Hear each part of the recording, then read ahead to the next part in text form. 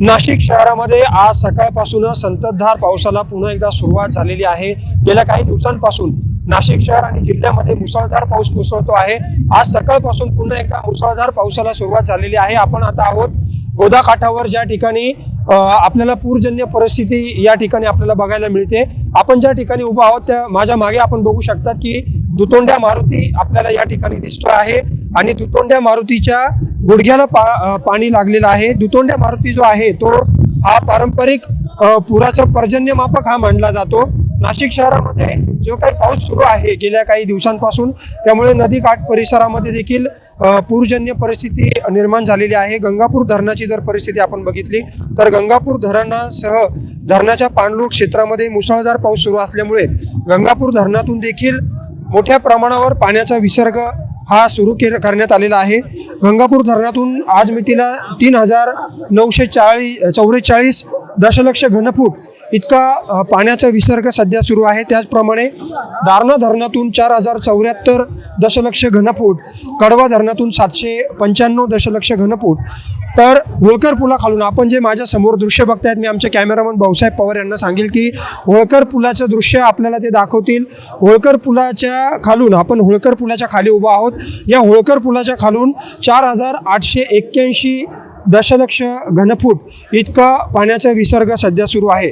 नांदूर मध्यमेश्वर बंधाऱ्यातून 9465 दशलक्ष घनफूट इतका पावसाचा पाण्याचा विसर्ग सुरू आहे। या धरणातून हे सर्व जे पाणी आहे ते मराठवाड्याकडे जायकवाडीकडे झेपावलेलं आहे। आतापर्यंत जर आपण बघितलं तर जायकवाडीच्या दिशेनं 3944 दशलक्ष घनफूट इतका पाण्याचा विसर्ग हा मराठवाड्याकडे झालेला आहे। गंगापूर धरणातून मोठ्या प्रमाणावर पाण्याचा विसर्ग सुरू असल्यामुळे गोदा काठाची जी काही लहान मोठं जी काही मंदिरं आहेत ती देखील पाण्याखाली गेलेली आहेत। या ठिकाणी दररोज पूजाविधी करता मोठ्या प्रमाणावर नागरिकांची गर्दी असते, परंतु गोदावरीला जे काही पूर आलेला आहे त्यामुळे गोदा काठाच्या बाजूला ह्या पूजाविधी केल्या जात आहेत।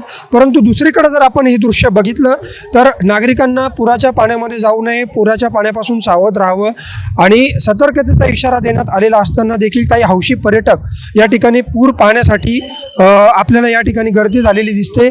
अक्षरशः जीव धोक्यात घालून सेल्फी काढताना देखील आपल्याला या ठिकाणी नागरिक दिसून येत आहेत।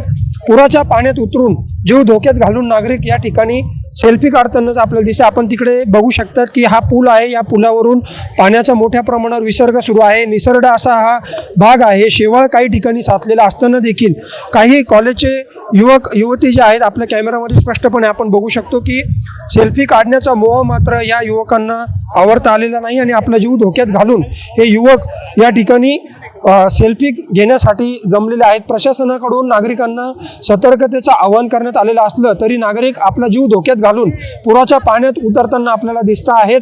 गंगापूर धरणातून सातत्यानं पाण्याचा विसर्ग जो आहे तो वाढवला जातोय। जर पुढे पावसाची परिस्थिती अशाच पद्धतीने जर संततधार पाऊस सुरू राहिला तर गोदावरीमध्ये मोठ्या प्रमाणावर पाण्याचा विसर्ग हा सुरू केला जाऊ शकतो। त्यामुळे नागरिकांनी देखील सतर्कता बाळगण्याची आवश्यकता आहे, परंतु महानगरपालिकेच्या वतीनं देखील इथे कोणत्याही प्रकारची उपाययोजना आपल्याला करण्यात आलेली दिसत नाही आहे। कुठेही नागरिकांना पुराच्या पाण्यामध्ये जाऊ नका किंवा काय या संदर्भातल्या सूचना देखील महानगरपालिकेकडून दिल्या जाताना दिसत नाही। त्यामुळे कुठेतरी पालिका प्रशासनाची देखील लापरवाही आपल्याला इथे दिसते, परंतु नागरिक देखील तितक्याच बेजबाबदारपणे स्वतःचा जीव धोक्यात घालून या पुराच्या पाण्यात उतरताना आपल्याला दिसतंय। एकूणच आपण गोदाकाठचं जर दृश्य आपण बघितलं तर गोदाकाठची लहान मोठी मंदिरे, हा दुतोंड्या मारुती आपण बघतोय, दुतोंड्या मारुतीच्या गुडघ्यापर्यंत पाणी लागलेलं आहे। हा पुराचं पारंपरिक असं पर्जन्यमापक मानलं जातं। गोदावरीच्या या पाण्यामुळे मारुती किती बुडतो त्यावर हा पुराचा धोका किती आहे हे मानलं जातं। बाजूची जर मंदिरं आपण बघितली, सिद्ध पाताळेश्वर मंदिर असेल किंवा बाजूची जी काही लहान मोठी साधारणपणे 200 ते 300 मंदिरं या परिसरामध्ये आहेत आणि ही सर्व मंदिरं जी आहेत ती या पुराच्या पाण्यामध्ये आपल्याला गेलेली दिसून येतात। बाजूला आपण वस्त्रांतरगृह या ठिकाणी बघतोय, गोदावरी रामकुंड परिसर हा समोर आपल्याला दिसतोय या दृश्यामध्ये। या ठिकाणी मोठ्या प्रमाणावर सकाळच्या सुमारास पूजाविधी केले जातात. दशक्रिया विधी असतील, दशक्रिया विधीचं शेड देखील आपल्याला या समोर दिसतंय.